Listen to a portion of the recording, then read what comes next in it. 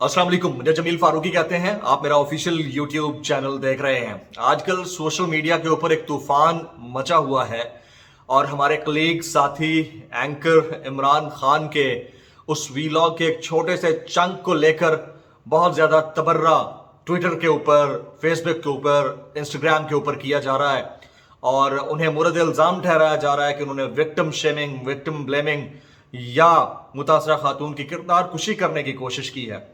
ये इंतहाई संगीन, सेंसिटिव और इंतहाई से भी ज़्यादा हसास मामला है, लेकिन इसके ऊपर जिस तरह से आज से 3 हफ्ते पहले से मैंने बात करना शुरू की है, मैं आज भी करूंगा। और मुझे खुशी इस बात की है कि अब सहाफ़ियों के अंदर ये जुर्रत पैदा हुई है कि वो इसके ऊपर बात करें, क्योंकि इसको इग्नोर नहीं किया जा सकता। वो बात क्या है उसकी तरफ मैं बाद में आता हूं। उससे पहले आपको गुजारिश है कि आप मेरा चैनल सब्सक्राइब कीजिए, बेल आइकन जरूर दबाइएगा ताकि तमाम तर अपडेट्स, रिपोर्ट्स आप तक पहुंचती रहें। हमारे मुल्क का खूनी लिबरल या देसी दानिशवर इस हद तक सठियाया हुआ और घटिया है, माजरत के साथ ये अल्फाज मैं इस्तेमाल नहीं करना चाह रहा था, लेकिन उन्होंने जिस अंदाज से इस मुल्क के सोशल सिस्टम को, सोशल नैरेटिव को, समाजी अक़दार को तबाह करने की कोशिश की है, अब वो हम समझ सकते हैं कि वो किसी दीमक से कम नहीं है जो लकड़ी को चाट जाती है। इस मुल्क, इस रियासत की बुनियादों के अंदर एक इस्लामी नजरियाती अक़दार है और उस अक़दार को तबाह करने के हवाले से इन्होंने किसी दीमक से कम काम नहीं किया है। 3 हफ्ते पहले मैंने बड़ी कोशिश करके, जिस वक्त ये वाक़या हुआ है 2.5-3 हफ्ते पहले, उसके बाद से मैंने इस पहलू के साथ साथ उस पहलू को भी डिस्कस किया जिस पहलू की पहलू तही से हम लोग कोई कसर नहीं छोड़ रहे हैं। हम लोग कोई कसर नहीं छोड़ रहे हैं कि इस चीज को बख्श दिया जाए, लेकिन जिस बंदे ने जो वाकया किया है उसको सरेआम सजा दी जाए। मैं कहता हूं उस बंदे को वाकयातन सरेआम सजा देनी चाहिए। उसको आप बीच चौराहे पर लटका दें, उसके पूरे खानदान को आप अकाउंटेबल ठहराएं। लेकिन इस समाज के अंदर जो हमारी अक़दार की खिलाफ वर्जियां होती रही हैं उसके ऊपर भी किसी ने बात करनी है या नहीं करनी है। आप कैसे एक चीज को सिंगल आउट करके दूसरी चीज को मुरद इल्जाम ठहराते हुए पूरे मुद्दे को एक डिफरेंट अंदाज से डिफाइन कर सकते हैं। इसकी एक मैं मिसाल आपको देता हूं। आप हमारे इन देसी दानिशवरों से, खूनी लिबरल से और चंद एक पार्टियों से वाबस्ता जो कि अपने आप को नाम निहाद लेफ्टिस्ट कहते हैं, गो के नहीं है, जो अपने आप को नाम निहाद लिबरल्स कहते हैं, जो कि लिबर्टेरियंस हैं, उनसे आप सवाल कीजिए कि हम अकाउंटेबिलिटी करना चाह रहे हैं गुज़िश्ता 10 साल के दौरान जो पाकिस्तान के अंदर प्रोजेक्ट्स बने हैं उनकी, और जो जमातें पाकिस्तान के अंदर इक़्तिदार में रही हैं उनकी।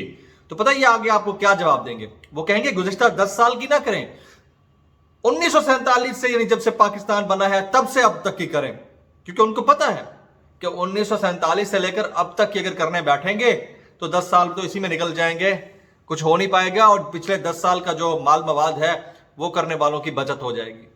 ये उनका, क्योंकि जहां पर उनके नैरेटिव का बचाव है और उनका नैरेटिव बचता है, उनके नैरेटिव को सर्वाइवल मिलता है, इसलिए वो इस तरह की बात करते हैं। इस केस के अंदर जब आप ये बात करते हैं कि भाई केस को पहले दिन से डिफाइन कीजिए कि ये वाकया है क्या, रिलेशनशिप क्या था, किन समाजी अक़दार को पामाल किया गया, दोनों कितनी हाई क्लास सोसाइटी के अंदर बैठते थे और दोनों किस कदर ड्रग पार्टीज के अंदर इन्वॉल्व थे, और उसके बाद ये जो मर्डर का वाकया है इसको भी इन्वेस्टिगेट किया जाए, तो कहेंगे नहीं नहीं नहीं नहीं, आप सिर्फ उस मर्डर के इंसिडेंट को इन्वेस्टिगेट करें, पीछे मत जाएं, क्योंकि ये विक्टिम शेमिंग होगी। आप अंदाजा कीजिए ना यार, अंदाजा कीजिए कि जहां पर इनके जाती मफाद की प्रोटेक्शन होती है, आप देखिए, आप इनसे जुड़े पीटीएम के लोग, बाकी जमातों के लोग, इक़्तिदार में जो जमातें रही हैं उनके लोग जो लेफ्ट विंग को सपोर्ट करते हैं, इनकी अकाउंटेबिलिटी की आप बात कर लें, अकाउंटेबिलिटी की, ये आपको उठा के मारेंगे 1947 तक, कहेंगे उस वक्त से लेकर आज तक की अकाउंटेबिलिटी करें,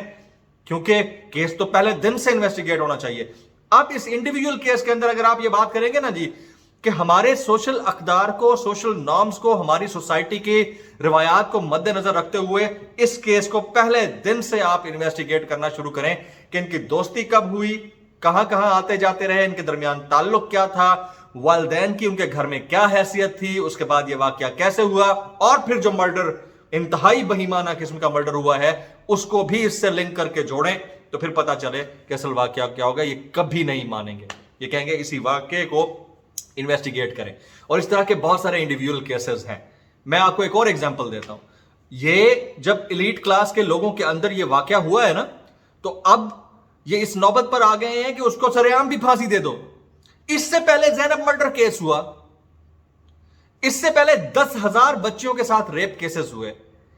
ان کے حوالے سے جب ہیومن رائٹس کمیٹی کے اندر یہ بات گئی کہ ان کو سر عام پھانسی دینی چاہیے, تو سب سے پہلے یہی وہ لبرلز ہیں جو کھڑے تھے کہ ان کو سر عام پھانسی نہیں دینی چاہیے. جب ان کے نفس یا عضو کے بارے میں یہ بات کہی گئی کہ اس کو جڑ سے اکھاڑ دینا چاہیے, سب سے پہلے یہی لوگ کھڑے ہوئے تھے کہ نہیں جی نہیں نہیں نہیں نہیں, یہ کام نہیں کرنا, اس سے تو ہیومن رائٹس وائلیٹ ہوتے ہیں, یہ یو این کی قراردادوں کے اگینسٹ ہم جا رہے ہیں. لیکن اس پرٹیکولر کیس میں جب ایک ایلیٹ کلاس کی خاتون کے ساتھ یہ واقعہ ہوا ہے اور ایلیٹ ہی کلاس کے بندے نے ایک بہیمانہ قتل کیا ہے, تو اب یہ کہتے ہیں کہ ان کو پھانسی دینی چاہیے, اور قومی اسمبلی میں بھی آواز اٹھی ہے. تو یہ ڈبل سٹینڈرڈز ہیں ہماری سوسائٹی کے, یہ ڈبل سٹینڈرڈز ہیں ایک خاص طبقے کے جو ایک ہی لائک مائنڈڈ لوگوں کا طبقہ ہوتے ہوئے دوہرے معیارات رکھتا ہے. اور اسی طرح کے ڈبل سٹینڈرڈز رائٹ ونگ کے لوگوں کے اندر بھی ہوں گے. میں یہ نہیں کہتا کہ ادھر نہیں ہوں گے, ادھر بھی ہوں گے, لیکن ادھر بھی ہیں, اور ادھر اتنے زیادہ ہیں کہ الامان الحفیظ. یعنی میں نے اگر شادی کو سپورٹ کیا ہے تو یہ لوگ نکاح کو ہی نل اینڈ وائڈ قرار دیتے ہوئے کہتے ہیں یہ جو کانٹریکٹ میرج کا ایک سرٹیفکیٹ ہے, اس کے بغیر بھی تو رہا جا سکتا ہے.